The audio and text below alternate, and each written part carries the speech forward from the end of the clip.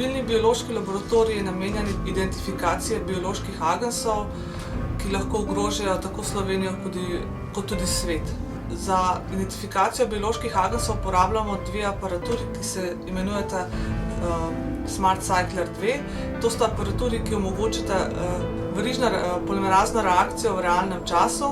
Identificiramo mikroorganizme glede na prisotnost genetskega materiala le-teh.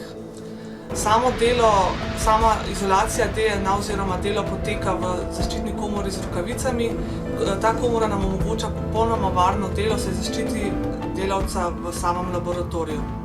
Ves potrošni material, ki ga pri tem uporabljamo, ga nato steriliziramo z avtoklavom, ki omogoča varno sterilizacijo pod visokim tlakom pri visokih temperaturah. Z reagenti delamo v posebni komori, ki omogoča varno delo, s tem, da ne kontaminiramo reagentov, ki so posebej občutljivi na različne kontaminacije iz okolja. Ostale aparature v laboratoriju so klasične komercialne aparature, ki se